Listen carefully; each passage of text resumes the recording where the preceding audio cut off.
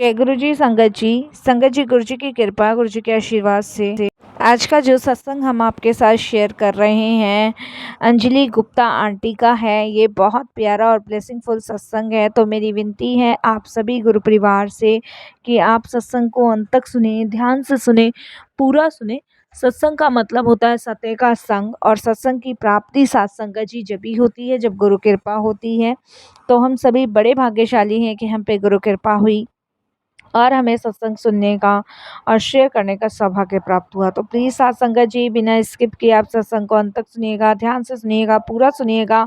और अगर आप भी अपने सत्संग अनुभव शेयर करना चाहते हैं तो हिंदी में साफ राइटिंग में आप अपना सत्संग लिखकर हमारी जीमेल आईडी पर सेंड कर सकते हैं, ताकि आपके द्वारा सुनाए गए सत्संग से जो भी गुरुजी महाराज की नई जुड़ने वाली संगत होगी उन्हें गुरुजी के कल्याण, महिमा, अनुभव के बारे में ज़्यादा से ज़्यादा पता चलेगा। सत्संग आपको पसंद आए तो आप इसको लाइक कीजिए, चैनल को सब्सक्राइब कीजिए, वीडियो को ज़्यादा से ज़्यादा संगत में शेयर कीजिएगा और साथ संगत जी बेल आइकन दबाना बिल्कुल भी नहीं भूलिएगा। जब भी कोई लेटेस्ट सत्संग आएगा उसका नोटिफिकेशन आपके पास आएगा। तो चलिए संगत जी चलते हैं गुरुजी महाराज के सत्संग की ओर। सत्संग शुरू करने से पहले करते हैं गुरुजी का मंत्र जाप। ओम नमः शिवाय, शिव जी सदा सहाय। ओम नमः शिवाय, गुरुजी सदा सहाय। जय गुरु जी। साथ संगत जी सबसे पहले गुरु जी महाराज के चरणों में कोटि कोटि नमन। सारी संगत जी को जय गुरु जी। और मेरा नाम अंजलि गुप्ता है, मैं दिल्ली की रहने वाली हूँ और गुरु जी का सत्संग आप सभी के साथ शेयर कर रही हूँ। कोई भूल चूक हो तो क्षमा कीजिएगा। संगत जी ये सत्संग मैं अपनी बड़ी सिस्टर का आप सबके साथ शेयर कर रही हूँ कि अभी कुछ टाइम से मेरी जो बड़ी सिस्टर थी वो परेशान चल रही थी। संगत जी मैंने उनको गुरुजी से जुड़ने के लिए काफ़ी बार बोला, काफ़ी बार बड़े मंदिर चलने के लिए भी बोला, लेकिन संगत जी जो उनके हस्बैंड थे वो नहीं मानते थे, ना ही सुनते थे। संगत जी जो उनके हस्बैंड थे वो बहुत ड्रिंक वगैरह किया करते थे। मेरे बड़े जिया जी संगत जी इतने गुस्से वाले थे, बहुत गुस्से वाले थे, और बहुत मारा पीटा मेरी बड़ी दीदी को किया करते थे।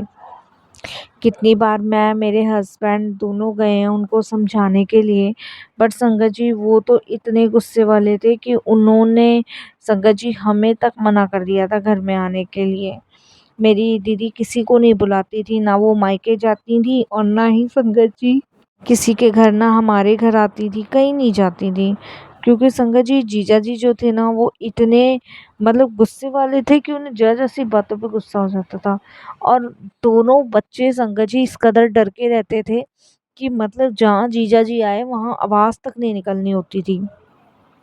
संगत जी दीदी का तो बाहर आना जाना कहीं भी नहीं था, तो दीदी ने मुझे ही कहा था। तो मैंने उनको बोला था कि तुम घर में गुरुजी का मंत्र जाप करो।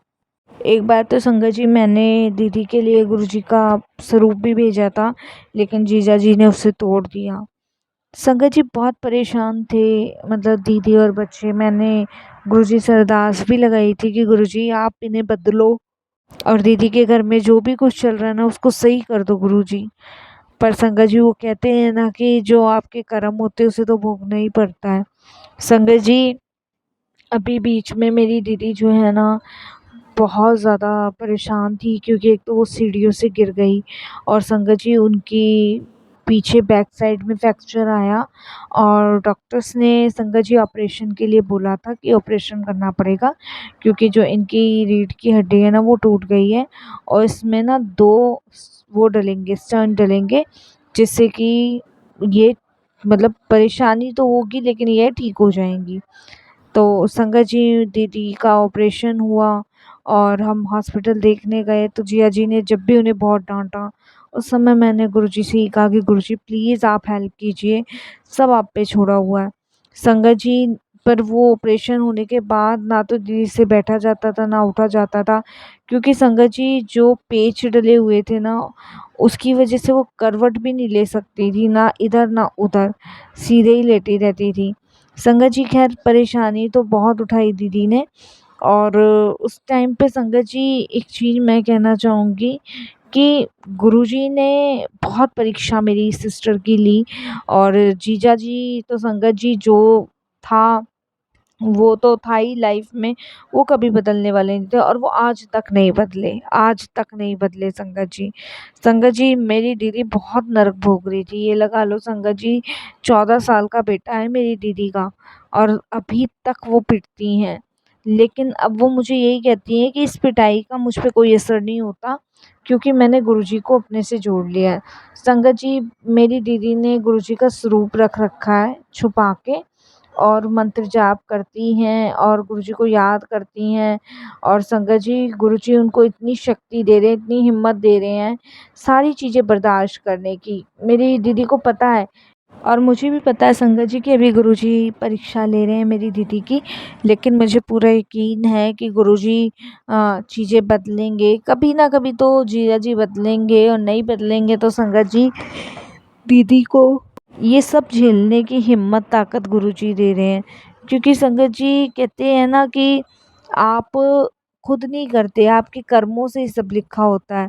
संगत जी हम तो चाहते थे कि दीदी जिया जी को छोड़ दें, पर दीदी का कहना यही था कि मायके में जीवन कटेगा नहीं, और कहीं दूसरी शादी भी होगी तो पता नहीं कौन कैसा निकलेगा, इसलिए दीदी हमेशा संगत जी सब कुछ झेलती रही, और बच्चों की वजह से ज़्यादा झेला उन्होंने। संगत जी ये लगा लीजिए, गरम गरम चिमटे, गरम गरम चाकू मेरी दीदी के हाथों पे रखे मेरे जीजा जी ने, सोचो कितना राक्षस किस्म का वो आदमी होगा। हम रहने वाले बिहार के हैं संगत जी, और मेरे जीजा जी की सरकारी नौकरी है, और घर में खैर संगत जी देखिए खाने पीने की तो कोई कमी नहीं है, मैं जो सच है सच है। लेकिन जब वो पी लेते हैं ना तो जल्लाद हैवानियत ऐसी सवार होती है ना कि बस संगत जी जूते चप्पल से ही बात करते हैं। लेकिन जब से मेरी दीदी गुरुजी से जुड़ी हैं, जीजा जी के सामने वो कोई मंत्र जाप नहीं करती, मन में ही करती हैं, और मन में गुरुजी को याद करती हैं, दिन में गुरुजी का सत्संग सुनती हैं, और गुरुजी को सब गुरुजी पे छोड़ रखा है। तो संगत जी अभी भी गुस्सा करते हैं जीजा जी, लेकिन इतना नहीं है जिसे पहले किया करते थे। बस इतना है कि अब अगर कुछ कहना है तो बिना हाथ चलाए कह देते, नहीं पहले तो मार पिटाई से पहले बात ही नहीं किया करते थे। अभी जुड़े हुए तो देखिए संगत जी ज़्यादा समय नहीं हुआ है, सिर्फ 2-3 महीने ही हुए हैं, लेकिन विश्वास पूरा है गुरु जी पे कि वो जो कर रहे हैं, जैसा करवा रहे हैं वो अच्छा ही करवा रहे हैं, और आगे भी सही करवाएंगे। बहुत जल्द संगत जी मेरी दीदी के जीवन में भी खुशियाँ गुरु जी लाएंगे। जो परीक्षा ले रहे हैं वो तो देखिए संगत जी लेंगे ही, और मैंने दीदी को कहा है कि आपको हारना नहीं है, जीतना है। आपको गुरुजी का प्रेम जीतना है, गुरुजी का विश्वास जीतना है, बस, और बाकी सब गुरुजी पे छोड़ना है।